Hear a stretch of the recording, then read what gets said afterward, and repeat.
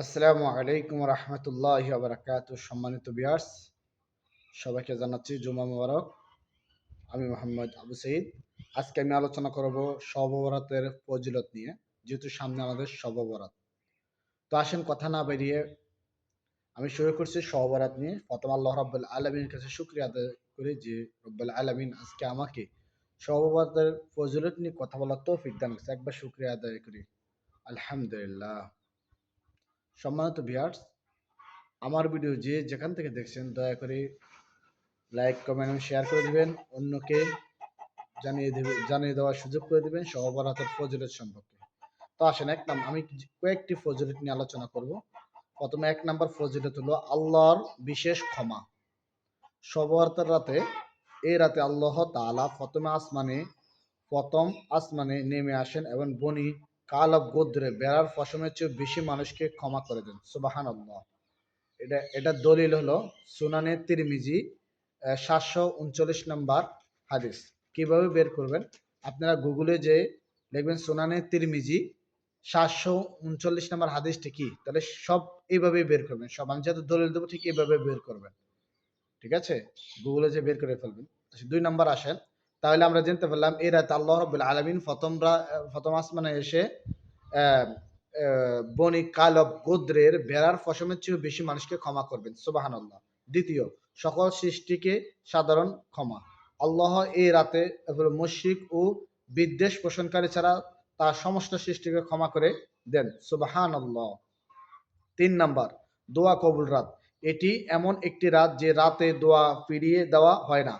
জি, শবে বরাতের রাত এমন একটা রাত যে রাতে কোনো দোয়া কবুল ফিরিয়ে দেওয়া হয় না, সকল দোয়া কবুল করে। সুবহানাল্লাহ। আল্লাহ রাব্বুল আলামিন আমাদের সবাইকে তৌফিক দান করুন এই রাতে দোয়া করার জন্য। 4 নাম্বার, তওবা করার সুযোগ। যারা সারা বছর গুনাহ করেছে তাদের জন্য তাদের জন্য এটি ফিরে আসার এক বিশেষ রাত। মানে যারা সারা বছর গুনাহ করেছেন অথচ তওবা করেন নাই, এ রাত্রে আপনারা তওবা করে আল্লাহর কাছে ফিরে আসতে পারেন। আল্লাহ গুনাহ মাফ করে দেবে। সুবহানাল্লাহ। 5 নাম্বার, শাবান মাসের গুরুত্ব। রমজানের প্রস্তুতির মাস হিসাবে এই রাতের গুরুত্ব অপরিসীম। সুবহানাল্লাহ। 7 নাম্বার, বাম হাত দিয়ে ইস্তেঞ্জা। 7 নাম্বার, সরি আমি মিস্টেক করে ফেলছি। হলো অহংকার ত্যাগের শিকার। হিংসুক ও অহংকারী ব্যক্তি এই রাতে বরকত থেকে বঞ্চিত হয়। নাউজুবিল্লাহ। যাদের মধ্যে হিংসা ও অহংকার আছে তারা এই রাতে দোয়া থেকে বঞ্চিত হবে, তাদেরকে মাফ করা হবে না। তাই আমাদেরকে হিংসা ও অহংকারী রাখা যাবে না। 7 নাম্বার, একাকী ইবাদত। এই রাতে একাকী নফল নামাজ ও জিকির করা সলফে সালেহিনদের আমল ছিল। মানে এই রাতে একাকী আপনি নফল ইবাদত করবেন, নামাজ পড়বেন, আল্লাহর কাছে দোয়া করবেন, তাসবিহ পড়বেন, জিকির করবেন। আল্লাহ ইনশাআল্লাহ আপনাকে মাফ করবে। 8 নাম্বার, পরবর্তী দিনের রোজা। 15ই শ্রাবণের দিনে রোজা রাখা মুস্তাহাব বা উত্তম। যদিও এর সনদ নিয়ে আলোচনা আছে, তবে আইমে বীজ হিসাবে এটি উত্তম।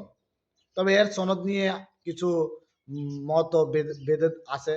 আপনারা শ্রাবণ মাসের রাত্রে পরের দিন রোজা রাখতে পারেন, না রাখতে পারেন। এটি বড় কোনো শায়েখের সাথে আলোচনা করবেন, যদি আলোচনা করতে মনে করেন। নফল রোজা রাখলে তো এর নো সওয়াব। ঠিক আছে, তা আসেন 9 নম্বর, কবর জিয়ারত। নবী করিম সাল্লাল্লাহু আলাইহি ওয়াসাল্লাম এই রাতে জান্নাতুল বাকিতে গিয়ে মৃতদেহের জন্য দোয়া করতেন। তার মানে শবে বরাতের রাতে কবর জিয়ারত করতে পারবেন। এই রাতে তো আল্লাহ রাব্বুল আলামিন প্রথম আসমানে সবাইকে তার সকল সৃষ্টিকে সাধারণ ক্ষমা ঘোষণা দিয়ে দেন। 10 নাম্বার, রিজিক ও বরকত। এই রাতে আল্লাহ বান্দার রিজিক ও হায়াত দিয়ে ফয়সালা করেন এবং অনেক তাফসীরবিদ উল্লেখ করেছেন। মানে আল্লাহ রাব্বুল আলামিন এই রাতে তার বান্দাদের রিজিক ও হায়াত নিয়ে ফয়সালা করেন। অনেক তাফসীরগণ এই কথাই বলেছে। আচ্ছা, আর গাফেলদের জন্য সতর্কতা। এই রাতে আমাদের মনে করিয়ে দেয় যে রমজান আর মাত্র 15 দিন দূরে। মানে যারা গাফেল, রোজা করে না, আল্লাহর দিন নিয়ে তাদের কোনো মাথা ব্যথা না, নামাজ করে না, রোজা করে না, তাদেরকে স্মরণ করে দিয়ে রমজান আর 15 দিন বাকি। তাদেরকে সুযোগ আছে আল্লাহর কাছে তওবা করার। রমজান এমন একটা মাস যে রহমতের মাস। এ এ শবে বরাত ১৫ দিন আগে তা স্মরণ করে দেয় রমজানের কথা। তো আমি যতটুকু বলেছি আবার একটু পুনরালোচনা করি। মেইন পয়েন্টগুলো বলছি। ১ নাম্বার আল্লাহর বিশেষ ক্ষমা। ২ নাম্বার সকল সৃষ্টির সাধারণ ক্ষমা করে দেন আমার আল্লাহ এই রাতে। দোয়া কবুল করার রাত। এরপর হলো ৪ নাম্বার তওবা করার সুযোগ। ৫ নাম্বার শাবান মাসের গুরুত্ব। আ ৬ নাম্বার অহংকার ত্যাগের শিক্ষা এই রাতে। একাকী ইবাদত। তারপরে পরবর্তী দিনের রোজা। তারপরে কবর জিয়ারত করা। এই রাতে করে এবং নবী করিম সাল্লাল্লাহু আলাইহি ওয়াসাল্লাম করেছিলেন। এর এটা হলো নবী করিম সাল্লাল্লাহু আলাইহি ওয়াসাল্লাম করেছিলেন। এটা হলো সহিহ মুসলিম ৯৭৪ নম্বর হাদিস।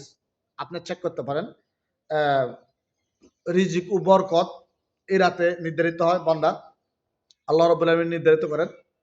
তো গাফেলদের জন্য সতর্কতা। এই ১১টি আপনারা অবশ্যই ফজিলত আপনারা এই রাতের অনেক ফজিলত আছে। এই ১১টি গুরুত্বপূর্ণ ফজিলত আমি আপনাদের মাঝে আলোচনা করলাম। যদি ভালো লাগে অবশ্যই লাইক শেয়ার করবেন। আমার ভিডিওটি বেশি শেয়ার করে দিবেন। সামনে কোনো একটা ভিডিও নিয়ে, কোনো একটা ফজিলত নিয়ে অথবা রমজান নিয়ে অথবা কোরআনের কোনো সূরার তাফসীর নিয়ে ইনশাআল্লাহ আপনাদের মাঝে আসবো। হ্যাঁ, তবে আমাদের একটা চ্যানেল আছে। এই চ্যানেলে যে চ্যানেলে আমার ভিডিও এখন আপলোড হবে, এই চ্যানেলে আমরা রাতে ১১টা বাজে কোরআনের তাফসীর করি। সবাই আসবেন। সবার দাওয়াত রইলো। দ্বীনে মজলিসে এসে দ্বীনে মজলিসে পরিপূর্ণতা দিবেন। আসসালামু আলাইকুম ওয়া রাহমাতুল্লাহি ওয়া বারাকাতুহু। আজকে পর্যন্ত সবাই ভালো থাকবেন, সুস্থ থাকবেন। আল্লাহ হাফেজ।